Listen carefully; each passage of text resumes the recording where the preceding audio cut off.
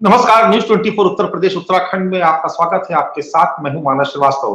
आज हम बात करने जा रहे हैं आजम खान की। समाजवादी पार्टी के सबसे कद्दावर नेताओं में शुमार आजम खान एक बार फिर मुसीबत में घिरते हुए नजर आ रहे हैं। उत्तर प्रदेश में जब से योगी सरकार आई है, आजम खान की मुश्किलें कम होने का नाम नहीं ले रही है। जौहर यूनिवर्सिटी और अल जौहर ट्रस्ट आजम खान का सबसे बड़ा प्रोजेक्ट, सबसे बड़ा सपना, और उसको लेकर के समाजवादी पार्टी की सरकार में कई तरीके की चर्चाएं भी होती थी। लेकिन योगी आदित्यनाथ की सरकार आने के बाद एक जांच का दायरा बढ़ता गया। तमाम दूसरे मामलों में उनको सजा हुई, लेकिन जौहर यूनिवर्सिटी के मामले में उनके खिलाफ तमाम सारे मुकदमे उनके ऊपर लगाए गए। लंबा वक्त उन्होंने जेल में भी गुजारा। उस वक्त ये कहा जाता कि समाजवादी पार्टी उनके सपोर्ट में नहीं खड़ी है, जिस तरीके से उन्होंने एक लंबा वक्त जेल के भीतर गुजारा। लेकिन धीरे धीरे चीजें बदलने लगी, हालात बदलने लगे और समाजवादी पार्टी अपने सबसे बड़े मुस्लिम चेहरे, यूं कहे सबसे बड़े मुस्लिम नेता को लेकर के काफी मुखर होने लगी और अखिलेश यादव खुद भी उनके सपोर्ट में गाहे बगाहे बयान दिया करते हैं, तरीके से उनके साथ खड़े नजर आते हैं। आज फिर उत्तर प्रदेश ही नहीं बल्कि मध्य प्रदेश, उत्तराखंड भी संभवतः उसमें शामिल है, क्योंकि इनकम टैक्स के अधिकारियों ने इसकी कोई आधिकारिक जानकारी नहीं दी है। लेकिन जो जानकारी हमारे पास है उसके मुताबिक उत्तर प्रदेश में करीब 21 ठिकानों पर एक साथ रेड चल रही है और ये अल जौहर ट्रस्ट से जुड़े हुए लोग हैं। चाहे हम लखनऊ की बात करें या हम सहारनपुर की बात करें, मेरठ, गाजियाबाद, ये तमाम जिले उसमें शुमार हैं। इसके अलावा गाजियाबाद तक, उसके अलावा देहरादून से भी खबर है कि वहां भी कहीं ट्रस्ट से जुड़े किसी व्यक्ति पर रेड चल रही है। इसके अलावा मध्य प्रदेश में भी विदिशा एक इलाका है जहां पर बताया गया कि आजम खान से जुड़े किसी शख्स के ऊपर वहां पर इनकम टैक्स का छापा जारी है। इन सबके बीच एक बार फिर से समाजवादी पार्टी मुखर हो गई है आजम खान को लेकर के योगी सरकार के खिलाफ। ये कहा जा रहा है कि देश में और उत्तर प्रदेश में जो बीजेपी की सरकार है दरअसल हाथ धो करके आजम खान के पीछे पड़ गई है। हालांकि आज जब ये रेड हुई, उसकी जानकारी हुई, तो समाजवादी पार्टी के मुखिया अखिलेश यादव ने एक ट्वीट भी किया। उसमें उन्होंने कहा कि भाजपा सरकार जैसे जैसे कमजोर होती जाएगी, विपक्ष पर छापेमारी और तेज होती जाएगी। करीब करीब ऐसा ही ट्वीट उन्होंने 2 दिन पहले चंद्रबाबू नायडू को लेकर के भी कहा। हालांकि उसमें उन्होंने उसके नाम का जिक्र नहीं किया, जैसा कि आज भी उन्होंने आजम खान के नाम का जिक्र नहीं किया, लेकिन उन्होंने कहा कि विपक्ष पर लगातार इस तरीके के हमले जारी रहेंगे। इन सबके बीच उत्तर प्रदेश में एक बार फिर आजम खान सियासत के केंद्र में आ गया। यूं कहें कि सियासी तकरार का एक केंद्र बिंदु बन गए हैं। तो क्या आजम खान पर जो ये हमले हो रहे हैं, क्या वो सियासत से प्रेरित है? कहा यह जा रहा है कि इनकम टैक्स की चोरी का मामला है, उसके दस्तावेज खंगाले जा रहे हैं। करीब 6 महीने से इनकम टैक्स के जो अधिकारी थे वो इसकी निगरानी कर रहे थे, या यूं कह रहे कि या मॉनिटरिंग कर रहे थे। उसके बाद उन्होंने एक साथ ये छापेमारी की। लेकिन एक बार फिर आजम खान सुर्खियों में आ गए हैं और समाजवादी पार्टी के साथ इंडिया गठबंधन आजम खान के पक्ष में नजर आ रहा है। तो ऐसे में क्या आजम खान आने वाले वक्त में उत्तर प्रदेश में सियासत का एक बड़ा केंद्र बन जाएंगे? क्या उनको एक तरीके से आगे करके समाजवादी पार्टी और इंडिया गठबंधन उत्तर प्रदेश में ये दिखाने की कोशिश करेगा कि एक व्यक्ति पर, एक खास व्यक्ति पर टारगेट करके उस पर हमले किए जा रहे हैं केंद्र और उत्तर प्रदेश की सरकार के द्वारा?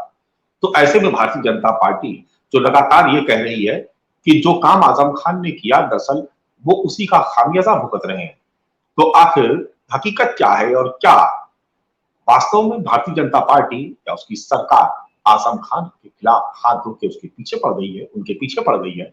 इस खास चर्चा की आज हम शुरुआत कर रहे हैं। तमाम जो साथी हैं वो हमारे साथ मौजूद है। समाजवादी पार्टी के फखरुल हसन चांद साहब आज हमारे साथ इस चर्चा में शामिल हो रहे हैं। राष्ट्रीय लोकदल के प्रवक्ता रोहित अग्रवाल जी इस चर्चा में हमारे साथ भागीदारी कर रहे हैं। वरिष्ठ पत्रकार हेमंत तिवारी, जिनका तजुर्बा उत्तर प्रदेश की पत्रकारिता में शायद सबसे ज्यादा है, वो भी इस चर्चा में हमारे साथ भागीदारी कर रहे हैं। इसके अलावा हिलाल लकी साहब जो कांग्रेस के प्रवक्ता हैं वो भी इस चर्चा में शामिल हो रहे हैं। भारतीय जनता पार्टी के प्रवक्ता का हमें इंतजार है कि वो भी जल्द ही इस चर्चा में शामिल हो जाएंगे। लेकिन आज शुरुआत हम करेंगे फखरुल हसन चांद साहब से। फखरुल भाई, ये जो आज की इनकम टैक्स की रेड आप देख रहे हैं, उत्तर प्रदेश के करीब करीब 21 ठिकाने या उससे भी ज्यादा। मीडिया से कोई इस रेड के बारे में अभी तक जानकारी शेयर नहीं की गई है और ये पता चला कि सुबह से ही यानी सुबह 5 से 6 बजे के आसपास ये रेड चालू हुई। जौहर यूनिवर्सिटी का जो विवाद है, तमाम साक्ष्य उसमें सरकार ने जमा भी किए और उसका एक तरीके से एक बड़ा दस्तावेजी एविडेंस उन्होंने किया, लेकिन ये मामला उससे अलग है। ये अल जौहर ट्रस्ट से जुड़ा हुआ टैक्स चोरी का मामला बताया जा रहा है। समाजवादी पार्टी किस नजर से देखती है इस पूरी आज की छापेमारी को, इस पूरी कार्रवाई को जो आजम खान के खिलाफ हो रही है? देखिए मानक जी, कल रात में एक पत्र मैंने देखा जो महानिदेशक चिकित्सा शिक्षा और प्रशिक्षण जवाहर भवन लखनऊ से जारी हुआ, आपके पास भी आया होगा। जो प्रधानाचार्य शास्त्री राज्य चिकित्सा महाविद्यालय अमेठी और रैया, कानपुर देहात, कुशीनगर, कौशाम्बी, गोंडा, चंदौली, पीलीभीत, बिजनौर, लखीमपुर खीरी, ललितपुर, सुल्तानपुर, सोनभद्र आदि इनको भेजा गया था कि जो एक कंपनी है हाइट्स, उसको आगे का पेमेंट ना किया जाए। आखिर क्या मामला है ये, पता कीजिए। अगर भारतीय जनता पार्टी की सरकार भ्रष्टाचार, इनकम टैक्स की बात करती, छापेमारी की बात करती, तो ये सेलेक्टिव छापेमारी क्यों होती पूरे देश भर में?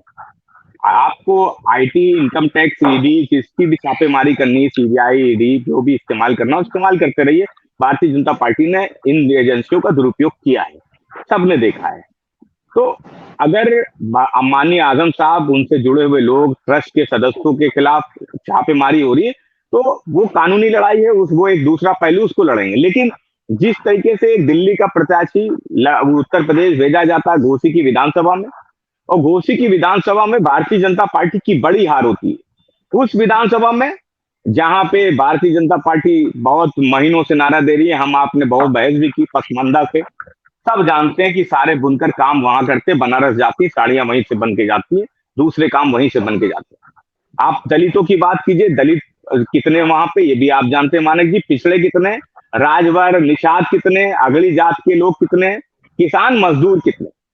जब भारतीय जनता पार्टी के सारे फॉर्मूले घोसी विधानसभा में जाके फेल हो गए, इंडिया गठबंधन की ताकत बड़ी समाजवादी पार्टी ने दिखाया कि हम सब मिलकर भारतीय जनता पार्टी को एक बड़ी हार का सामना 2024 के चुनाव में भी करा सकते हैं। तो भारतीय जनता पार्टी जो कमजोर हो रही है, जो डरी हुई है, जो हताश है, जो निराश है, वो अब छापेमारी पे उतर आई। पूरी की पूरी समाजवादी पार्टी अपने नेता माननीय आजम साहब के साथ खड़ी हुई है, पूरी मजबूती के साथ।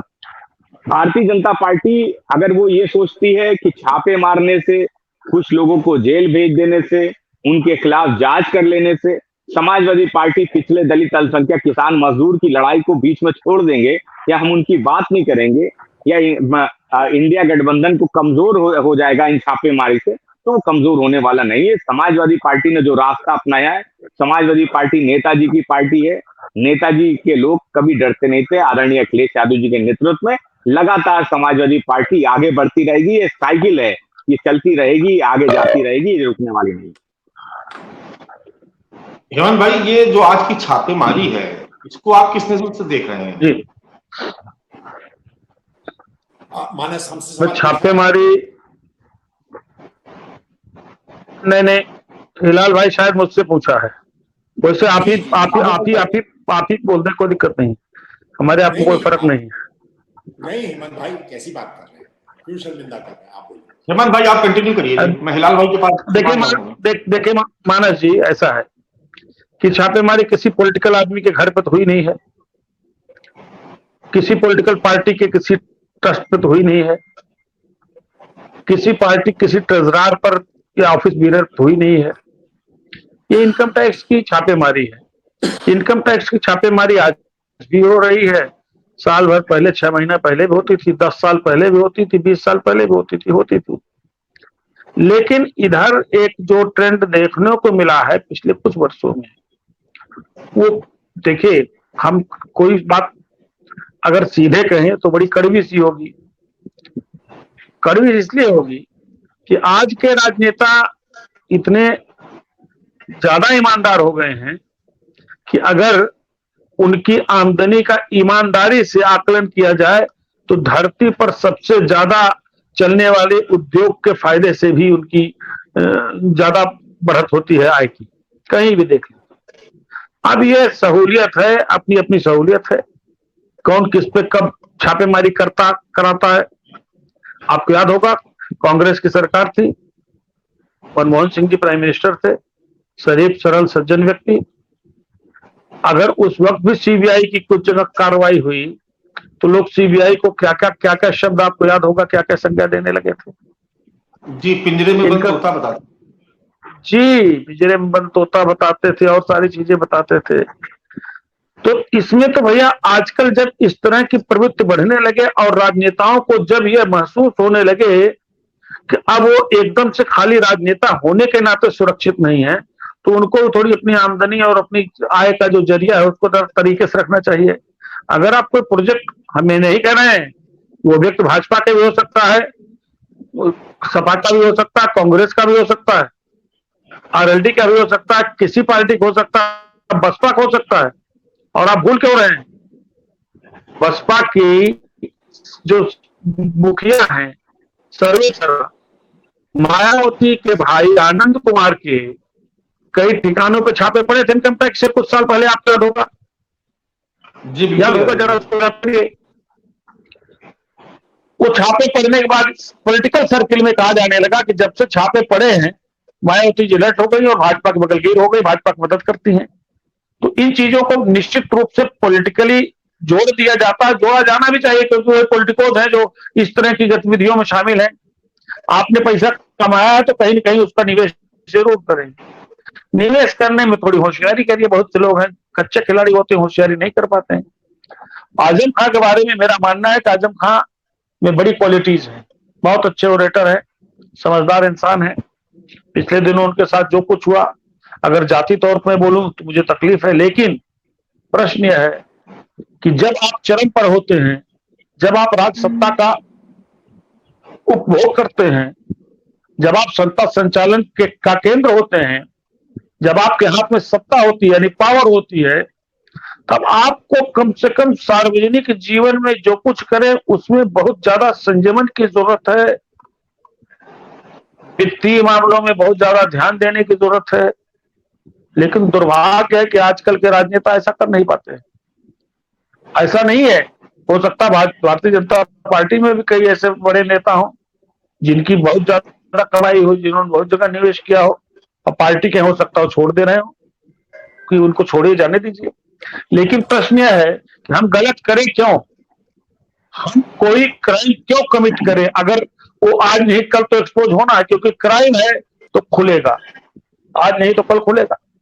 आपने अगर कर अपवंचन किया है तो ये बात जाहिर होगी। और जो प्रत्यक्ष तौर पर बात है कि इनकम टैक्स पहले उसकी बहुत दिन तक उसकी निगरानी करती है किसी विषय की, किसी अफसर को अगर आय से अधिक या किसी वित्तीय अनियमितता के मामले में या करप्शन के मामले में अगर वो पाती है, कुछ उसको लिंक्स मिलते हैं, तो पहले उसकी स्टडी करती है, बहुत अच्छे तरीके से स्टडी करती है कि क्या है, कहां तक जा सकता है, कितने लोग इसमें सम्मिलित हो सकते हैं, और इसकी बहुत स्टडी करने के बाद फिर इसकी जांच होती है। हालांकि बहुत से मामले में देखा गया है, ये वास्तव में देखा गया है कि सरकार की कोप दृष्टि किसी पड़ गई तो उन्होंने छापा डलवा दिया इनकम टैक्स का। लेकिन इनकम टैक्स के छापे हवा में तो नहीं मिलते। अच्छा, मान लीजिए अगर हम कहें कि आजम खान साहब ईमानदार आदमी है, बहुत सच्चरित्रता का पालन हर समय किया है, और जो छापे पड़े हैं अल जौहर ट्रस्ट पर, अगर यहाँ जो बरामदगी ठीक ठाक अच्छी खासी हो जाए और जिसका कहीं से कोई स्रोत न पता लगे कि कहां से धन आया है, तो फिर हम क्या करेंगे? हम अपने आप को बरी नहीं कर पाएंगे ना। लेकिन मैं एक बात बताऊं, आजम खां का एक सपना था एक बड़ी यूनिवर्सिटी खोलने का। बड़े आदमी हैं, बड़े पॉलिटिको हैं, मुसलमानों के बड़े नेता हैं, उन्होंने कोशिश की। लेकिन जब आप सत्ता में होते हैं तो आपकी कोशिश में कौन से लोग शामिल हो रहे हैं आपका सहयोग करने के लिए, इसका पाई हिसाब रखना चाहिए किसी को भी।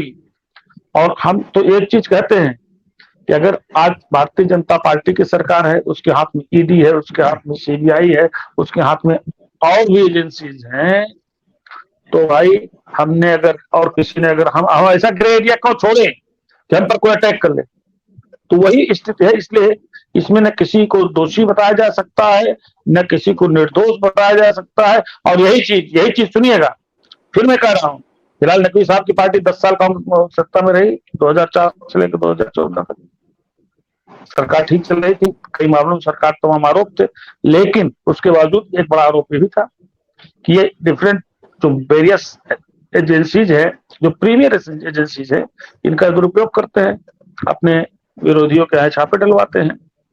तो देखिए, सिस्टम इतना लचीला हो गया है कि सरकार किसी की हो, इस तरह का लाभ लेने की कोशिश सरकार जरूर करेगी, स्वाभाविक सी बात है, क्योंकि गलती आपने की है तो अपना जरूर खोलेगा। हमने कहीं चोरी की है और हिलाल साहब ने देख लिया है, हमने अगर चोरी की है और हिलाल साहब ने देख लिया कि हेमंत तिवारी ये सामान चुरा रहे थे या इन्होंने चुरा के सब मेरी जानकारी में सारी चीजें इकट्ठे करनी है, तो हिलाल साहब तो कहेंगे कैसे हैं, तो मैं जबरदस्ती बिना बुलाए इनको चाय पिलाने के लिए खड़ा रहूं, भाई साहब अब जाने दीजिए गलती। ये ठीक ये स्थिति होती है, किसी के साथ हो सकती है। लेकिन पॉलिटिकली तो जाहिर सी बात है, आरोप प्रत्यारोप पहले भी लगते थे, आज भी लग रहे हैं, लेकिन आजकल ज्यादा लग रहे हैं। ये बात सही है कि इस विषय पर थोड़ा सा गंभीरता से विचार करना होगा, लेकिन जो आरोप लगे हैं सच्चाई के कितने करीब हैं, इसके परिणामों की भी मीमांसा साथ ही साथ करनी होगी। जी बिल्कुल ठीक बात है। मनीष शुक्ला जी बीजेपी के प्रवक्ता हमारे साथ जुड़ चुके हैं, पहले उनसे कमेंट ले लेते हैं, उसके बाद हिलाल भाई और रोहित जी के पास भी चलेंगे। एक ट्वीट किया मनीष जी अखिलेश यादव जी ने और कहा कि बिल्कुल सत्ता से पहले कमेंट ले लीजिए, भले ही देर से जुड़ी है, लेकिन सत्ता है। कल को फिर पता लगा न्यूज 24 पे भी छापा पड़ा, तो हम लोग को फिर डिबेट पे बैठना पड़ेगा। तो सत्ता से कमेंट लेना बहुत जरूरी है, भले ही देर से जुड़े। सत्ता गाड़ी में जो लोग भी हमको बीते 2-2.5-3 दशक से जानते हैं पत्रकारिता के दौर में, वो जानते हैं कि हमारे पास क्या और क्या नहीं है, वो सभी लोग परिचित है। अगर कोई नहीं मानस भाई, जानते तो लोग आजम खान साहब के पास भी है कि आजम खान साहब के पास क्या है क्या नहीं है। हेमंत भाई ने खुद ही कहा कि ईमानदार व्यक्ति है आजम खान साहब, तो जानते तो आजम खान साहब को भी है, ऐसा थोड़ी ना कि नहीं जानते हैं। पर जब सत्ता परेशान करने पे आती है तो फिर ईमानदार को भी परेशान करती है। कोई बात नहीं, वो भी दौर देखा है, ऐसा नहीं है। 28 साल के इस करियर में वो भी दौर देखा है। गांधी प्रतिमा के सामने ही थी, वहां भी बैठ चुका हूं मैं। चलिए, मनीष शुक्ला जी हमारे साथ जुड़े हुए हैं। मनीष भाई, सवाल आपसे इसलिए पूछ रहा हूं, बीच में रोक करके मुझे हिलाल भाई के पास जाना था, लेकिन सवाल इसलिए आपसे पूछ रहा हूं कि अखिलेश यादव ने ट्वीट किया और ये कहा कि बीजेपी सरकार जितनी कमजोर होती जाएगी उतना ही छापेमारी का क्रम बढ़ता जाएगा। मनीष भाई, एक तरीके से ये बीजेपी पे सीधा आरोप है। आप जो कहता है विपक्ष की जो संस्थाएं हैं उसका आप दुरुपयोग कर रहे हैं, तो एक बार फिर आजाद के सहारे विपक्ष के पास एक बड़ा मुद्दा तो है ही। देखिए, इनकम टैक्स एक संवैधानिक संस्था है और अपने अन्वेषण के आधार पर वो इस तरह की कार्रवाई सतत रूप से करता है। रहा सवाल अखिलेश यादव जी के ट्वीट का, तो एक कहावत है बहुत पुरानी, चोर मचाए शोर। तो हल्ला मचाना, और अब जो भी भ्रष्टाचारी है और जो भी अपराधी है उस पर जब जब कार्रवाई होगी तब अखिलेश यादव शोर मचाते ही मचाते हैं। अगर अतीक अहमद के ऊपर कार्रवाई हो रही थी, मुख्तार अंसारी के ऊपर कार्रवाई हो रही थी, तमाम अपराधियों पर हो रही थी, और जब जब कार्रवाई हुई, मानस जी उठाइए, तो अखिलेश यादव अपराधियों के पक्ष में ही खड़े नजर आते रहे हैं। आईटी स्वतंत्र रूप से अपना काम कर रही है।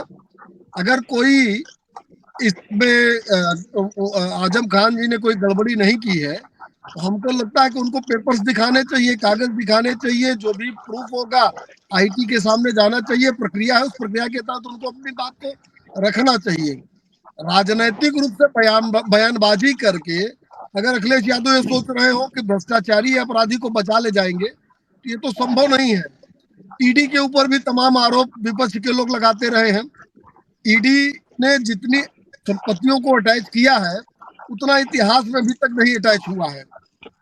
आईटी के लिए भी, और आईटी ने केवल आजम खान के ऊपर छापा मारा ऐसा नहीं है, तमाम जगहों पर भारतीय जनता पार्टी से जुड़े लोगों के ऊपर भी आईटी के छापे पड़े हैं।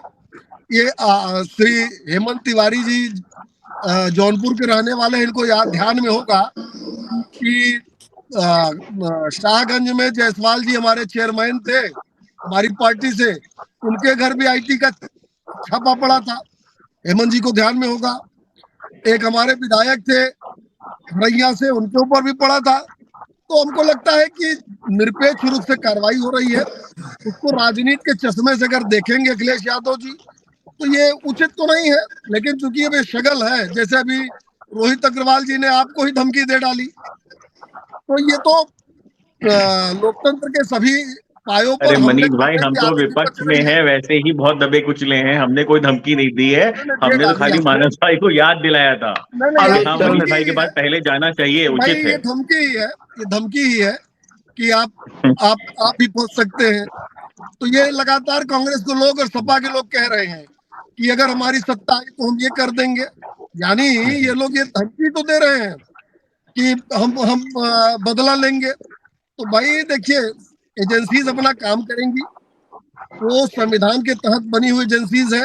कोई भारतीय जनता पार्टी 26 मई 2014 को भारतीय जनता पार्टी ने आईटी का गठन किया नहीं, न ईडी बनाया, न सीबीआई बनाया। तो हमको लगता है कि सामना करना चाहिए अगर कोई गलती नहीं है, लेकिन शोर मचाने से चोरी नहीं छूटेगी। मानस जी 10 सेकंड में मैं जवाब दे देना चाहता हूँ, क्योंकि सवाल समाजवादी पार्टी पे उठाए। मनीष भाई ने कहा कि चोर मचाए शोर, भाई और आपने आप कहा कि धमका। अपना जवाब अरे दीजिए, लेकिन धमकाइएगा नहीं किसी को साहब, सुनिए, अरे बात तो सुन लीजिए। धमकाइएगा आपको नहीं अगर डर चैनल पे नहीं है, बैठ के, अरे ये मेरी बात निवेदन तो है सुन आपसे। लीजिए।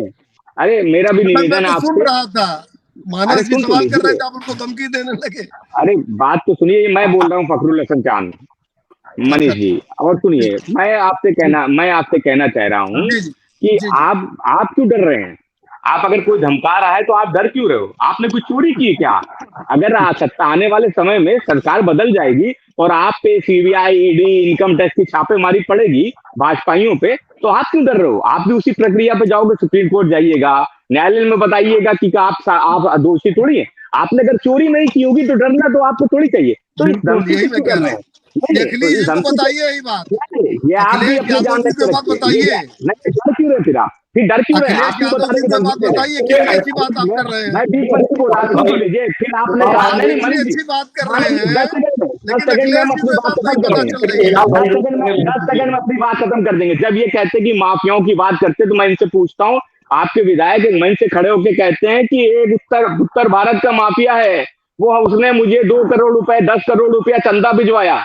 ये जो पैरोकारी है गुंडे माफियाओं की, आप हमारे पे इल्जाम लगा रहे हैं। आपके विधायक खुलेआम खड़े होकर कहते हैं आप स्विमिंग पूल ढूंढ रहे थे आदरणीय अखिलेश यादव जी के घर में, मिला क्या? 5 साल 6 साल हो गए, मिला क्या? ये जो आप लोगों के कौन सा स्विमिंग पूल, चोर मचाए चोर वाला मामला है, कौन सा ये स्विमिंग तो पूल खोज रहे थे? याद होगा आपको, आपकी सरकार जो 2016-17 में याद है, जब घर खाली किया था, हमको याद है, उनके स्विमिंग घर पूल से ढूंढ कुछ रहे थे गायब ना? हो गया था, उसको खोजा जा रहा नहीं था। नहीं क्या नहीं, गायब हुआ स्विमिंग था? पूल नहीं मिला। नहीं, वो तो हमने पूछा था क्या आपसे गायब कि हुआ आपको था अखिलेश जी के घर से? नहीं, जो गायब हुआ था, जो ढूंढ रहे थे, वो भी तो बताइए ढूंढ क्या रहे थे? बड़े बड़े वो आप तो तो प्रेस स्विमिंग पूल वार्ता ढूंढ में रहे थे। लेकर आए थे हाथ में। नहीं नहीं, हम तो लेके आए थे, हम तो आज भी आपसे पूछ रहे हैं आपका बिल कितना है, बताइए, मैं ही भेज देता हूँ। सरकार का जो बिल हो बता दीजिएगा, मैं पेमेंट कर दूंगा। इतने छोटे लोग हम लोग नहीं है ना, इतनी छोटी सोच रखते। लेकिन स्विमिंग पूल आप तो ढूंढ रहे थे, बताइए ना स्विमिंग पूल कहाँ है? आप नहीं, लोग और तो क्या कुछ भी गायब ढूंढ क्या हो सकते गया हैं। था? नहीं, वही गायब हुआ, स्विमिंग पूल गायब हुआ था, स्विमिंग पूल गायब हुआ था। स्विमिंग पूल नहीं। अरे इनका कहने का मतलब है, इनका कहने का मतलब है कि स्विमिंग पूल में जिस चीज से पानी जाता है हिलाल भाई, बहुत स्वागत है आपका इस चर्चा में, आप हमारे साथ शामिल हो रहे हैं। हिलाल भाई देखिए, एक सवाल आपसे खड़ा होता है, और जब भी ये कोई छापेमारी होती कहीं पर भी, तो एक सवाल बार बार खड़ा होता है कि ये जो परंपरा शुरू हुई है, इसकी शुरुआत, इसके जनक आप हैं। कांग्रेस की सरकारों में ये कहा गया, अदालत का ये ऐसा मानना था कि सीबीआई जो है वो पिंजरे का तोता हो गया है। आपको और मेरे सभी साथी को ये याद होगा। तो क्या एक परंपरा शुरू की कांग्रेस ने अपने विरोधियों को खामोश करने के लिए, जिसका विस्तार आप देख रहे हैं बीजेपी की सरकार में? मानस भाई, जो सुप्रीम कोर्ट का वो ऑब्जर्वेशन है, वो आधा बताया जाता है, वो कांग्रेस के लिए नहीं कहा गया। था वो कहा गया था कि सरकारें जो हैं वो जिस तरह से सीबीआई का इस्तेमाल करती हैं वो बिल्कुल जो है पिंजरे का तोता हो गया है। तो ये जो है ये उससे पहले जो अटल जी की सरकार थी वो भी उसके अंदर कवर होती थी उस वक्त की बात है। दूसरी बात जो है जो महत्वपूर्ण बात है कि अगर इतनी ईमानदारी से छापेमारी हो रही है तो इसका बताइएगा कि कांग्रेस ने कब कब ऐसे हुआ कि अजीत पवार जी जो है वो 24 घंटे पहले दुनिया के सबसे भ्रष्ट व्यक्ति थे, उनका छापा पड़ना खत्म हो गया, आज वो मंत्री बने हुए हैं। बताइएगा दूसरी मिसाल ऐसी कौन सी है पूरे भारत के जो राजनीतिक पॉलिटिक्स है उसके अंदर बताइएगा जो असम के चीफ मिनिस्टर हैं जो कि भ्रष्टतम लोगों में से हुआ करते थे, आज वो मुख्यमंत्री बने हुए भारतीय जनता पार्टी के, उनके खिलाफ क्या कार्रवाई हुई? वहां आ जाइए, बंगाल में आ जाइए, वो व्यक्ति जिसको जेल में पकड़ करके भेज रहे थे वो आज की तारीख में भारतीय जनता पार्टी के साथ हो गया है, अब वो ईमानदार हो गया है, उसके ऊपर किसी प्रकार के कोई कार्रवाई नहीं हो रही। बताइए कब कब हुए? अब और आगे और इसके अंदर कितने छगन भुजबल जी का नाम ले लेते हैं, उनके साथ भी यही सारी सब चीजें कही गई। तो जो बातें भारतीय जनता पार्टी तब तक किसी को प्रताड़ित करती रहती जब तक वो पार्टी ना छोड़ दे। कांग्रेस ने कब ऐसा किया है? कभी ऐसा नहीं हुआ, कांग्रेस के पूरे काल में ऐसा नहीं हुआ। कब जो है वो किसी एडवोकेट के यहाँ छापा मार दिया गया? आज तो हद हो गई कि एडवोकेट के यहाँ तक छापा मार दिया गया है। बताएं आपके अगर कोई व्यक्ति जो है वो पैरोकारी कर रहा है, एडवोकेसी कर रहा है, आप मार देंगे। आप जो है वो जितने पत्रकार हैं उनको भी प्रताड़ित करेंगे। और इतनी ललायता बताइएगा कि जहां पर संजय मिश्रा जी को कोर्ट की फटकार के बाद भी भारतीय जनता पार्टी के ऐसे आंख के तारे हैं कि उनको छोड़ने को नहीं तैयार है। 15 सितंबर को जा रहे हैं तो उनके लिए शायद नया कुछ इंतजाम किया जा रहा है। आप बताएं ऐसा कब हुआ है? आप बताएं ऐसा कब हुआ है कि जब कभी भी दो अधिकारी ईडी के एक दूसरे के आमने सामने खड़े हो गए और सीबीआई के आमने सामने खड़े हो गए हो कि एक जो है वो चार्ज देनी कांग्रेस के समय पर कब हुआ है? ऐसा कभी नहीं हुआ है ऐसा। तो इसकी तुलना कांग्रेस से करना अपने आप में ज्यादती है, बहुत ज्यादा ज्यादती। ये सीधा सा ये है कि हम अपनी गलतियां जो हैं उनको छुपाने के लिए हमारे पास कोई जवाब नहीं है तो इसलिए हम कहते हैं कांग्रेस ने ये हुआ है।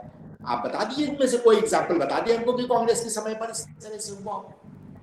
आप बता दीजिए कि जब चुनाव डिक्लेयर हुए कहीं जिस राज्य में चुनाव डिक्लेयर हुए वहां की छापेमारी आप देख लीजिए। उत्तर प्रदेश में चुनाव चल रहा था, उत्तर प्रदेश का चुनाव खत्म हुआ, भारतीय जनता पार्टी की सरकार बन गई, छापेमारी भी खत्म हो गई। छत्तीसगढ़ में चुनाव होने वाला, वहां छापेमारी शुरू हो गई है। तो इस तरह के कार्य जो है ये करने में सिर्फ और सिर्फ भारतीय जनता पार्टी सक्षम है, क्योंकि आज की तारीख में सीबीआई जो है वो पिंजरे का तोता नहीं है। आज की तारीख में सीबीआई हो, चाहे ईडी हो, चाहे आईटी हो, ये भारतीय जनता पार्टी के अनुषंगिक इकाइयां हैं, कार्यकर्ता के रूप में काम करते हैं। ये जो है ये शब्द का इस्तेमाल करने में ये जो है ये सुपारी एजेंट है। किस राजनेता को सही करना है? फलां नहीं आ रहा है, शिंदे साहब नहीं आ रहे तो वह उनकी पार्टी भेज दिया, ईडी टूट गए। पवार साहब नहीं आ रहे हैं, अजीत पवार साहब नहीं आ रहे हैं, भेज दिया, टूट गए। तो ये काम जो है आप याद करके बताइएगा कि इससे पहले कब हुआ है, कब कांग्रेस के समय के पास इस तरह का हुआ है, कब जो है वो जो आपके जो ये स्टूडियोज हैं, जो न्यूज स्टूडियो, कितने छापे मारी हुई, कितने आपके यहाँ प्रेस के लोग जो हैं वो दबाए गए हैं जब कांग्रेस की सरकार थी। और आज की तारीख में प्रेस फ्रीडम जो है वो अपने बिल्कुल नीचे स्तर पे उतरी हुई है, इन छापेमारियों से, उनकी डरा धमका के। आप बताइए कितने नीचे कब कांग्रेस के समय पर थे। जो आज आंकड़े हैं वो स्पष्ट दिखा रहे हैं कि भारतीय जनता पार्टी ने सारी सीमाएं लांघ दी हैं, और खास करके जो मोहब्बत, जो प्यार ये ईडी के डायरेक्टर, वो तो अपने आप में बाकमाल है कि सुप्रीम कोर्ट के कहने के बाद भी आपने जो है वो उनको एक्सटेंशन दे दिया। आज की तारीख में वो लगातार काम कर रहे हैं। 15 तक की अभी देखिए कितने और छापे पड़ेंगे। अभी तो 15 तक का उनका समय रह गया है ना, 15 तक अभी ईडी के भी छापे शुरू होने हैं। तो इस वजह से भारतीय जनता पार्टी को ये सब बातें करते हुए अच्छा नहीं लगता है, और पूरी जनता समझती है कि आप किस तरह से इन जो एजेंसीज हैं, जो एनफोर्समेंट एजेंसीज हैं, उन विपक्ष के टांग और हाथ दोनों चीजें मरोड़ने में, अब तो आप गर्दन भी मरोड़ने पर आ गए। तो ये सारी चीजें क्या समझ रहे हैं कि आप समझते हैं कि कह देने से कि कांग्रेस के समय पर शुरू हुआ था तो जनता इस बात को विश्वास कि कांग्रेस के समय पे बताइए जरा कौन से वो क्या नाम है पत्रकार हैं जिनको छापे पड़े हो, कौन से पत्रकार पकड़ के बंद कर दिए गए हो, कब पत्रकार जो है वो जो फ्रीडम ऑफ स्पीच है, जो फ्रीडम की बात है वो इतने नीचे आ गई है, सारी दुनिया कहती है कि कोई फ्रीडम नहीं रह गई है। बताइए कब ऐसा हुआ है कि विदेश से आए हुए जो मेहमान है वो कहते हैं कि हम प्रेस कॉन्फ्रेंस करना चाहते हैं और सरकार ने उनको प्रेस कॉन्फ्रेंस नहीं करने दी। बताइए कब हुआ है इस तरह से? बताइए कब इस तरह से हुआ है कि किसी प्रधानमंत्री ने इतना मौन धारण कर लिया है कि वो सिर्फ मन की बात करता हो लेकिन प्रेस के सवालों के जवाब से भागता हो। कौन से प्रेस चाहिए? आम आप कैसे खाते हैं, चूस के खाते हैं, काट के खाते हैं, ऐसे तो प्रेस वाले उनके प्रिय हैं। तो मानस जी आप भी सोचिए कि आपको सवाल क्या पूछना चाहिए कि आप पकी हुई इमली खाते हैं, कच्ची इमली खाते हैं, आप कैथा तोड़ के खाते हैं, डंडे से तोड़ते हैं, मार के तोड़ते हैं। इन सब सवालों के लिए आप एक ट्रेन कर लीजिए, आपको भी बहुत बड़े बड़े इंटरव्यू मिल जाएंगे। आज हो सकता है। मनीष भाई आपके पास आता जो है रोहित अग्रवाल जी से कमेंट ले लूं। रोहित अग्रवाल जी छापा तो आपको भी पड़ सकता है। नहीं, बिल्कुल विपक्ष में है, विपक्ष में छापा किसी का भी पड़ सकता है, पर हाँ मनीष भाई क्या छापा नहीं पड़ेगा क्योंकि वो सत्ता में है। देखिए चाहे जितना भ्रष्टाचार हो जाए, चाहे जल जीवन मिशन के अंदर चाहे जितनी रिपोर्टें आ जाएं, नहीं देखिए हिलाल भाई क्या भी छापा पड़ सकता है, हेमंत तिवारी जी क्या भी छापा पड़ सकता है, आप क्या भी छापा पड़ सकता है, फखरुल हसन चांद क्या भी छापा पड़ सकता है, पर मनीष शुक्ला जी क्या छापा नहीं पड़ेगा क्योंकि वो सत्ता में है, सत्ता से संरक्षित है। तो ये अच्छी बात है। देखिए और इसमें कोई बुराई भी नहीं है। अगर आप यही पद पार्टी अगर आप चलाना चाहते हैं कि जिसकी सरकार जिसकी लाठी उसकी भैंस। रोहित जी एक ईमानदारी सवाल पूछ रहा हूं, अगर मान लीजिए कोई पत्रकार करप्ट है, अगर मान लीजिए कोई नेता करप्ट है, कोई ब्यूरोक्रेट करप्ट है, तो अगर छापेमारी हो रही तो उस पर ऐतराज क्या है? नहीं, इसमें कोई ऐतराज नहीं है। बिल्कुल मानस भाई देखिए बिल्कुल ऐतराज नहीं है और डेफिनेटली छापेमारी होनी चाहिए संवैधानिक संस्थाओं को। नहीं एक मिनट हिलाल भाई एक मिनट मैं जवाब दे रहा हूँ। हिलाल भाई मैं जवाब दे रहा हूँ। देखिए इसमें देखिए मानस भाई बिल्कुल इसमें कहीं कोई ऐतराज नहीं है। और अगर कोई भी संवैधानिक संस्था आई है तो आपके देश की संवैधानिक संस्था है, आपको कागज दिखाने में कोई बुराई नहीं है, कागज दिखाने भी चाहिए और कागज दिखाए भी जाएंगे। आज आजम खान साहब के साथ ऐसा हुआ है तो ये जो सवाल उठता है वो सवाल इसलिए उठता है कि आजम खान साहब के ऊपर 80 मुकदमे हुए, जिसके अंदर बकरी चोरी, जिसके अंदर किताब चोरी, जिसके अंदर शराब चोरी, आगजनी, इस तरीके के जब मुकदमे अगर किसी व्यक्ति के ऊपर कोई जो विधायक और सांसद जैसे पद पे रहा हो, मंत्री जैसे पद पे रहा हो, जब उसके ऊपर इस तरीके के मुकदमे होते हैं, मुर्गी चोरी तक के मुकदमे होते हैं, उसके बाद उसके यहाँ जब इनकम टैक्स वाले जाते हैं तो सवाल तो बनता है। और लोकतंत्र के अंदर विपक्ष का काम भी है सवाल पूछना सत्ता से। और बाकी ये बात बिल्कुल सही है कि अगर किसी भी व्यक्ति के यहाँ अगर छापा पड़ा है तो उसको कागज दिखाने चाहिए। अगर आपके पास कागज है तो दिखाने चाहिए और आपके पास कागज नहीं है तो भाई उसका फाइन बनता है, वो फाइन आपको देना पड़ेगा। भाई आप एक संवैधानिक देश के अंदर रह रहे हैं तो संविधान के हिसाब से चलेंगे। पर अगर आपकी ट्रिपल इंजन की सरकार है और उसमें आप संरक्षण प्राप्त कर रहे हैं तो फिर आपको ये भी याद रखना पड़ेगा ये ट्रिपल इंजन की सरकार अमृत पी के नहीं आई है। एक एक करके इसके भी पिलर टूटेंगे, एक एक करके ये भी गिरेगी, और जब गिरेगी तो उस समय भी यही जवाब दीजिएगा कि कागज तो दिखाने पड़ेंगे। उस समय फिर ये मत कहिएगा कि इंडिया गठबंधन की जो सरकार बनी है ये द्वेष की भावना से कहीं ना कहीं कार्रवाई कर रही है। देखिए हमने पीछे देखा था कि उन पत्रकारों के यहाँ रेड हुई थी जो पत्रकार सरकार के साथ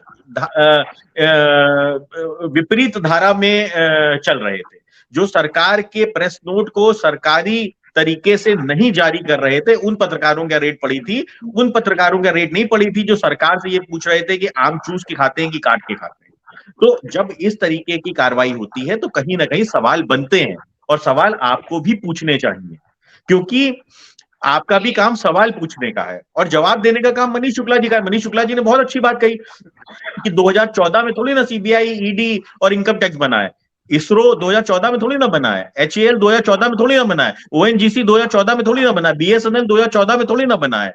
बिल्कुल मैं मनीष शुक्ला जी से बिल्कुल सहमत हूं कि लेकिन 2014 में क्या बना है ये जनता पूछ रही है। जनता पूछ रही है कि 2014 के बाद 2023 में हम हैं और आपकी सरकार को 10 साल होने जा रहे हैं, तो 2014 के बाद क्या क्या बना है, कौन सा PSU आपने लगाया है बेचने के अलावा। इंडियन रेलवे 2014 में थोड़ी ना बना है, लेकिन 2014 के बाद क्या बना है, 2014 के बाद क्या काम किया है देश के अंदर आपने, वो आपको जवाब देना चाहिए। और अगर आप द्वेष की भावना से राजनीति करेंगे तो आपको तैयार रहना चाहिए, क्योंकि कर्मा रिटर्न्स ये कहीं ना कहीं आपके सनातन धर्म का भी एक फॉर्मूला है कि कर्मा रिटर्न्स, और जब कर्मा रिटर्न होगा तब फिर आपको तकलीफ होगी। तो इसलिए आपको कहीं ना कहीं ऐसा काम करना चाहिए जो जायज हो। ऐसा नहीं करना चाहिए, आप पलड़ा बराबर रखो ना, तराजू पे बाट रखोगे तभी तो दूसरी तरफ फल रखोगे ना। विपक्ष वाले क्या रेड मारोगे और भाजपा वाले क्या रेड नहीं करोगे। जल शक्ति मिशन के अंदर आपसे सवाल पूछा जाएगा, वहां पे रेड नहीं होगी, है ना। डीएलएफ घोटाला आप कर लोगे, वहां पे रेड नहीं होगी। तो आप मतलब अपने जो भाजपा के नेता हैं, आप अजीत पवार को अपने यहाँ ले आओगे तो अजीत पवार गंगा नहाए हुए हो जाएंगे, उनके सारे पाप धुल जाएंगे। तो ये तो आपको जवाब देना पड़ेगा ना। कहीं ना कहीं हेमंत बिस्वा को आप ला के मुख्यमंत्री बना देते हो कांग्रेस से, और जब तक वो कांग्रेस में से सबसे बड़े भ्रष्टाचारी थे, है ना। जब आप ज्योतिराज सिंधिया को कांग्रेस से ला के आप अपने यहाँ मंत्री बना देते हो तब वो परिवारवादी नहीं रह जाते हैं, पर जब तक वो कांग्रेस में रहते हैं तब तक वो परिवारवादी रहते हैं। तो डबल स्टैंडर्ड है, खत्म करना पड़ेगा। आप आजम खान साहब के यहाँ बिल्कुल एक बार नहीं 10 बार रेड करिए, हमको कोई आपत्ति नहीं है। आजम खान साहब के पास कागज होंगे तो दिखाएंगे, नहीं होंगे तो भैया जेल जाएंगे। वो तो पहले भी जेल में रहे हैं ना, उनका पूरा परिवार जेल में रहा है। लेकिन आप भी तैयार रहिएगा जल शक्ति मिशन के अंदर जेल जाने के लिए। मनीष जी, दोहरे चरित्र का आरोप सीधा है, तमाम विपक्ष के नेता आप ही को ही टारगेट कर रहे हैं।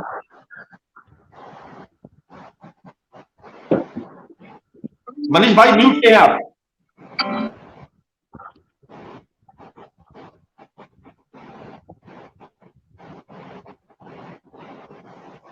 मनीष भाई आपकी आवाज नहीं आ रही है। जी जी मानक जी, देखिए मानक जी, मैं 2-3 बातों का जवाब दूंगा। एक तो कर्मा रिटर्न्स, मुझे अच्छा लगा कि सनातन पर निष्ठा दिखाई रोहित जी ने, और ये बात प्रियंक खड़गे और स्टालिन को भी इनको बताना चाहिए कि सनातन धर्म में क्या क्या है और उसकी महत्ता क्या है। दूसरी बात, मनीष भाई मैंने सबसे पहले मैंने ही बताया था इंडिया गठबंधन से। भाई बीच में नहीं मनीष भाई मैंने ही सबसे पहले बताया था इंडिया गठबंधन से। नहीं, आपको देखिए ये भी बोलना चाहिए मानस जी, मनीष भाई आपको ये बोलना चाहिए, क्योंकि सबसे पहले मैंने ही बताया था स्टालिन को कि सनातन क्या है, सनातन क्या होता है। मैंने ही सबसे पहले स्टालिन को बताया। इस तरह की डिबेट का आदी नहीं हूँ। अगर आपकी शो का फॉर्मेट ये है तो भाई कैसे डिबेट होगी। भाई मैं तो खाली आपको एक एडिशन दे रहा था कि सबसे पहले स्टालिन को मैंने ही बताया था कि सनातन क्या होता है। एक तो 3 लोगों का सवाल है और जवाब मुझे अकेले देना है, तो कम से कम इतनी तो रखें, मर्यादा रखें कि जवाब सुन लें। देखिए, अभी प्रेस की स्वतंत्रता की बात हो रही थी। 24-25 जून 1975 की रातों में किस तरीके से प्रेस की बिजली काट दी गई और अगले दिन प्रेस नहीं छपा। आज वो कांग्रेस भी हमको प्रेस की स्वतंत्रता बता रही है। अमन चोपड़ा पर एफआईआर हुआ, कांग्रेस की राजस्थान सरकार ने किया। सुधीर चौधरी पर एफआईआर हुआ, कर्नाटक में कांग्रेस की सरकार कर रही है। इस समय की बात मैं बता रहा हूं। तमाम ऐसे पत्रकारों के ऊपर रवीश कुमार के आह्वान पर कांग्रेस की सरकारें एफआईआर कर रही हैं। आज की डेट में, आज और कल में 2 दिनों में एफआईआर हो रही है। और ये भी प्रेस की स्वतंत्रता के लिए चिंतित है। लाल भाई भी आपके चैनल पे बैठ के गला फाड़ रहे हैं कि प्रेस को ये हो रहा है, प्रेस को वो हो रहा है, तमाम बातें कह रहे हैं। तो ये गठबंधन के लोग आज की डेट में भी पत्रकारों को ये नहीं सवाल पूछने दे रहे हैं। वो अगर कोई स्टोरी दिखाते हैं तो उनके ऊपर सीधे एफआईआर कर रहे हैं। कौन? जो आपातकाल जिन्होंने लगाया, जिन्होंने लोकतंत्र के चारों खंभों को चुप करा दिया था। दूसरी बात, हिलाल भाई ने कहा कि जब चुनाव होता है तो ही ईडी और सीबीआई पहुंच रही है। अभी छत्तीसगढ़ का एग्जाम्पल दे रहे हैं और डिबेट किस पे कर रहे हैं? उत्तर प्रदेश के छापे पर। यानी यूपी में चुनाव नहीं है, ये मान रहे हैं।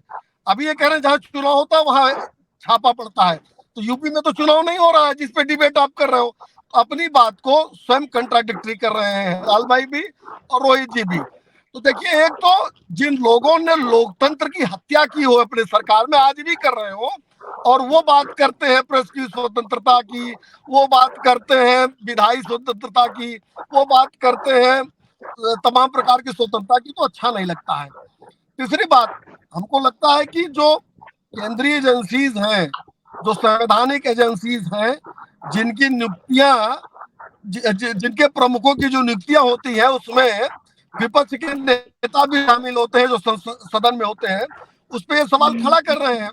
लेकिन इनके समय में तो क्या हाल था, वही जैसे आपातकाल लगाने वाले आज प्रेस स्वतंत्रता की बात कर रहे हैं, तो जिनके समय में माननीय सर्वोच्च न्यायालय ने कहा कि ये केंद्रीय एजेंसी पपेट हैं, तोता हो गई हैं, आज उनको ये बुरा लग रहा है। तो मेरी एक सलाह है कि देखो भैया, गड़बड़ी मत करो, भ्रष्टाचार मत करो, और भ्रष्टाचार नहीं करोगे तो एजेंसीज आपके यहाँ नहीं पहुंचेंगी, करने पे मनीष जी हेमंत भाई के पास चलते हैं एक बार।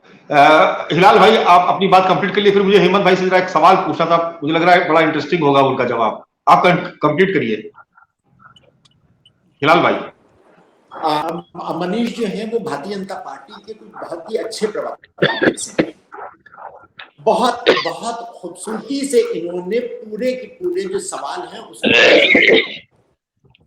प्रेस की स्वतंत्रता की जब हम बात करते हैं तो प्रेस की स्वतंत्रता इमरजेंसी में और प्रेस की स्वतंत्रता आज के हालात में उसको एक बराबर ठहरा रहे हैं। मनीष जी तो क्या कहना चाह रहे हैं कि आज इमरजेंसी कालीन हो गया? नहीं, हमने ये कहा कि आप भी अगर सवाल खड़ा करते हैं, मनीष भाई हमने बहुत हंसी आती है। मनीष आप गलत इंटरप्रेट कर रहे हैं ना, आप गलत इंटरप्रेट कर रहे हैं। हम खामोशी से सुनते रहते हैं, हम बहुत खामोशी से सुनते हैं। तो अगर आप कुछ बोलना चाहें गलत इंटरप्रेट कर रहे हैं, आप कुछ बोलना चाहें चुप हो जाते मनीष, ऐसा क्या है? 5 मिनट इधर उधर क्या फर्क पड़ता है? बिल्कुल बिल्कुल बिल्कुल, मैंने ये कहा कि जिन्होंने इमरजेंसी थोप दी हो, जिन्होंने प्रेस के तार काट दिए हो, प्रेस न छपे, आज उनको भी लगता है कि प्रेस की स्वतंत्रता बाधित हो गई है, और आज वो चाहते हैं कि प्रेस वही पूछे जो कांग्रेस चाहती है। हो गई आपकी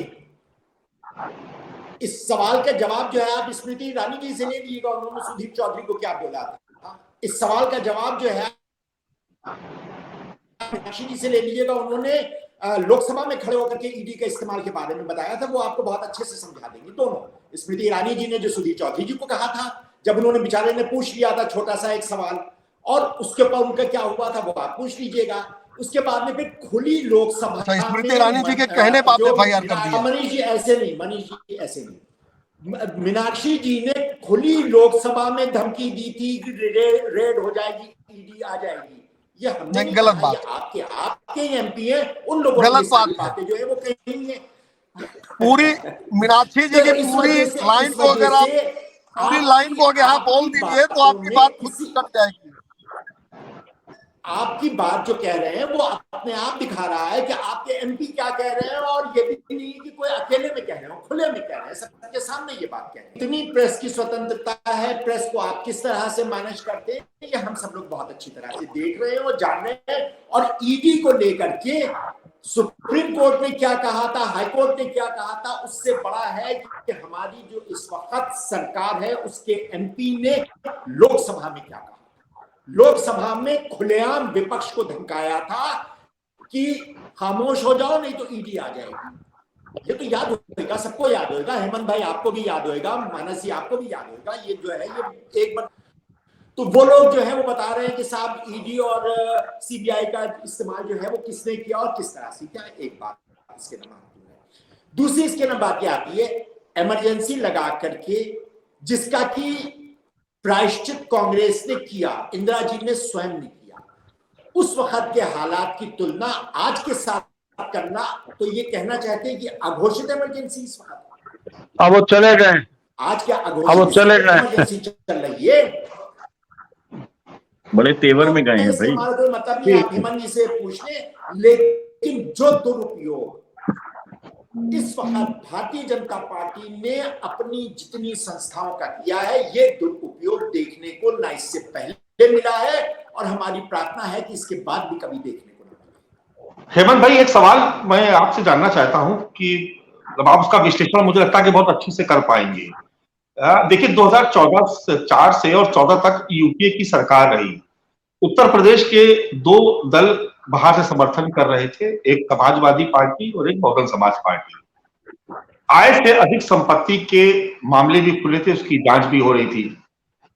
लेकिन कई बार ऐसा मौका आया कि जब ये हुआ कि किसी मुद्दे पर सपा या बसपा उनको सपोर्ट नहीं करेगी। आपने देखा होगा अचानक से वो मामले खुलने शुरू हुए, कभी सीबीआई आगे, कभी पीछे, कभी क्लोजर रिपोर्ट, तो कभी फिर से फाइल खुलना। तो आपको लगता है कि ये एक तरीके से, जिस बात का मैं जिक्र कर रहा था, कि एक परंपरा नई शुरू हो गई है देश की सियासत में, जहां पर संस्थाओं को हथियार बना करके अपने पक्ष में लामबंदी की जाती है दूसरे छोटे सियासी दलों की। यही तो मैं बात कर रहा था। ये परंपरा किसने शुरू की है? भिलाल साहब चले गए। ये परंपरा तो इनकी पार्टी ने शुरू की। ये परंपरा इनकी पार्टी ने शुरू की, और उसका पॉलिटिकल इस्तेमाल कैसे किया आपने खुद जिक्र कर दिया है। हम कह रहे हैं कि अगर हम राजनेता, हम बहुत बड़ी पार्टी चलाते हैं, सरकार चला चुके हैं, हम उतनी बेईमानी करके उतना पैसा इकट्ठा करें और उसके बाद हम साफ सुथरे साहूकार बने रहें? हमारे जात में हम मौका क्यों देते हैं? आज कांग्रेस क्यों चिल्ला रही है? क्योंकि कांग्रेस ने शुरुआत करके मौका दिया कि आने वाली पीढ़ियां, आने वाली सरकारें भी और उसके अनुसार इसका इस्तेमाल करें। और गलत क्या है? मैं इसको गलत भी नहीं मानता, माफ कीजिएगा। हम क्यों 1000 करोड़ रुपए, 5000 करोड़ रुपए, 3000 करोड़ रुपए, 1 लाख करोड़ रुपए इकट्ठा कहां हमने कमाया? इतने मुकदमे चल रहे हैं। आज भी यादव परिवार बरी नहीं हुआ फाइनली आज से अधिक संपत्ति के मामले में। वो तात्कालिक प्रभाव भले हो गया हो। और देखिए, उनको छोड़िए, बहन जी को मैंने पहले सबसे पहले जिक्र किया था कि मायावती चुप क्यों रहती हैं। या तो आप सत्ता संचालन कर लो, या तो आप पैसा कमा लो। पैसा हर पॉलिटिको कमाता है। मुंबई में महाराष्ट्र की पॉलिटिक्स में क्या हुआ? अपोजिशन ने यही कहा कि सब डरे हुए हैं। वहां हर दूसरा विधायक जो है वो अपनी औकात से 10 गुना ज्यादा कमा बैठा हुआ। जब कमा बैठोगे डरोगे? आप खुद बताइए, कमा बैठोगे डरोगे? बहन जी के भाई जी के यहाँ छापा पड़ा नोएडा में, उनकी कई प्रॉपर्टी पर सुना हो एक जगह से जहां थे वहां से कूद करके भागे निकल करके।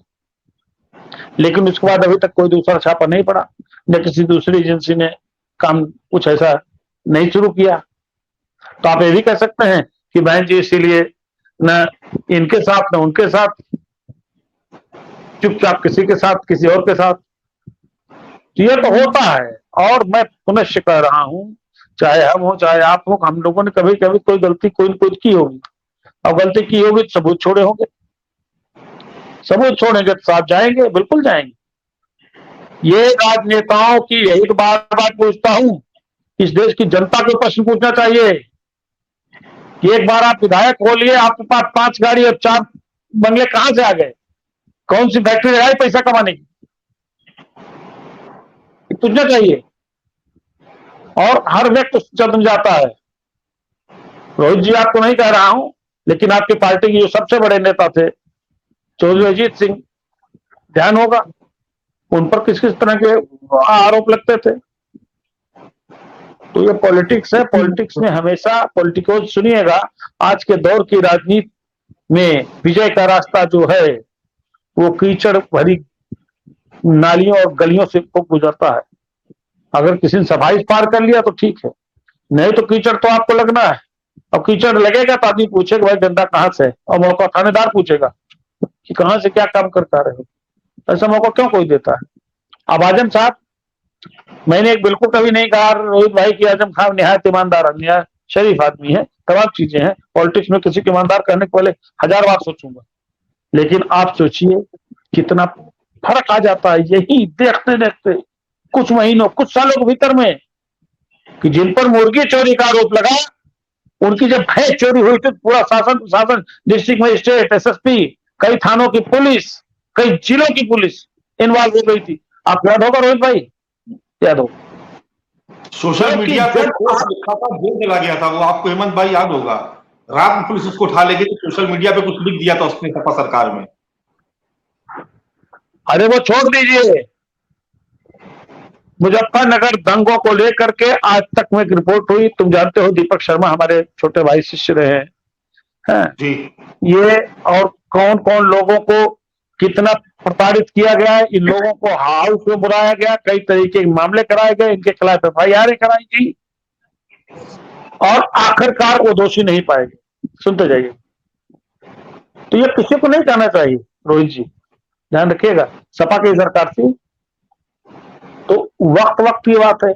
लेकिन एक चीज मेरे दिमाग में बार बार आ रही है, तो रोहित भाई ने कई बार कहा कि वो आम काट के खाते हैं चूस के। मुझे ईमानदारी से या तो मैं विस्मृत हो गया हूँ, अगर इस सवाल पर जवाब क्या मिला था, जवाब बड़ा जानदार होगा। आपको मानस भाई याद है तो आम काट के खाया जाए चूस खाए, जब सवाल किया गया तो जवाब क्या मिला था? तो रोहित जी बताएं क्या जवाब मिला था? नहीं मतलब मीडिया मैं जवाब नहीं आता। नहीं मीडिया में बताइए ना, मीडिया जब इस तरह सवाल करते तो जवाब बड़ा इंटरेस्टिंग होगा भाई, पूरे देश के लिए इंटरेस्टिंग होगा कि प्रधानमंत्री या कोई वीआईपी या कोई बड़ा व्यक्ति उससे जब सवाल मीडिया वाले करते हैं कि आम आप काट खाते हैं या चूस खाते हैं, तो वो क्या जवाब देता है? देखिए हेमंत भाई, मैं एक बात तो मैं डिफेंड नहीं कर रहा हूँ किसी को, मैं डिफेंड नहीं करता हूँ किसी को, मैं खुद कहता हूँ। मैं पत्रकारों का प्रतिनिधित्व करता हूँ रोहित जी, सुनिएगा। और मैं अक्सर सवाल सरकार को उठाता हूँ कि मीडिया को वास्तव में जितनी आजादी होनी चाहिए वो नहीं है। मैं सवाल स्वयं उठाता हूँ, तो दूसरी बात सुनने छोड़िए। लेकिन प्रश्न वही है कि राजनीति में आप हैं, आप सत्ता से अगर जुड़े रहे हैं या जुड़े हुए हैं, अगर जुड़े हुए हैं तो ध्यान रखिए, जरूरी नहीं है कि कल भी आप ही हों। और जो जुड़े रहे हैं उनको जरूर याद रखना चाहिए कि सत्ता का मजे लेते हुए, सत्ता संचालन करते हुए, ताकतवर होते हुए हमने क्या क्या गलतियां की। अगर गलतियां की तो भुगतने के लिए तैयार रहिए साहब, इसी जन्म में, साल 10 साल 5 साल के भीतर ही। तो चक्रानुक्रम है, चलता रहता है। और अभी फिलहाल साहब नहीं है मेरे पास, तो 20 ऐसी मिसालें हैं जो मैं रखूं कि मीडिया से कैसे पेश आया गया और किसके खिलाफ क्या कार्रवाई हुई, अभी रखूं मैं, मेरे पास तो याद है, ये मेरा विषय है। तो आजम खां के तो यहाँ जो छापे पड़े हैं, तो आजम खां के इंडिविजुअल किसी बेईमानी या चोरी के छापे हो जरूरी नहीं है, लेकिन एक ट्रस्ट, जिस ट्रस्ट के अधीन जौहर यूनिवर्सिटी बनाई गई, जिसको लेकर के तमाम एफआईआर, तमाम चीजें, तमाम बातों को दुरुपयोग, तमाम पब्लिक से जुड़ी एफआईआर, पब्लिक के लोगों की एफआईआर है, उसमें बहुत ज्यादा ध्यान रखिएगा। हर एफआईआर पुलिस नहीं दर्ज कराई है कि किसका क्या कब्जा कर लिया, कहां से क्या ले लिया, किसको कहां पे दखल कर दिया, तमाम चीजें हैं। और अगर ऐसा हुआ है तो स्वाभाविक जांच की बात। और एक बात फिर वही प्रश्न उठता है मानस जी कि अगर ट्रस्ट से जुड़े 21, 22, 25 स्थानों पर जो छापा पड़ा है, उस छापे में अगर अवैध, अनधिकृत, अनुचित जो पाया जाता है, उसको क्या हम झूठा कर देंगे? उसको हम झूठला नहीं जाएंगे। तो कुल मिला के ही बात है। लेकिन प्रश्न है, बात सही है हेमंत भाई, आपकी बात एकदम सही कह रहे हैं। हेमंत भाई, रोकना पड़ रहा आपको, बड़ी माफी के साथ, समय चूंकि पूरा हो गया। रोहित जी, आज इस चर्चा को ही विराम देना होगा क्योंकि समय का बहुत अभाव है। आप सभी इस चर्चा में शामिल हुए, आप सभी का बहुत बहुत शुक्रिया। आज हम चर्चा कर रहे थे आजम खान के 21 ठिकानों पर एक साथ आज इनकम टैक्स की रेड पड़ी है, और उसके बाद से उत्तर प्रदेश में एक बार फिर से सियासी तूफान खड़ा हो गया है। विपक्ष ये आरोप लगाने लगा है कि भारतीय जनता पार्टी फिर से संवैधानिक संस्थाओं का दुरुपयोग करती हुई नजर आ रही है। कुछ लोग इसको घोसी उपचुनाव में मिली हार से भी जोड़ करके देख रहे हैं। लेकिन सवाल जो अपने आप में खड़ा है वो ये कि अगर हमने कुछ नहीं किया तो फिर डर किस बात का। आज इस चर्चा को यहीं पर विराम देना होगा। कल फिर किसी नए विषय के साथ आप सभी के सामने फिर से हाजिर होंगे। तब तक के लिए इजाजत दीजिए। नमस्कार।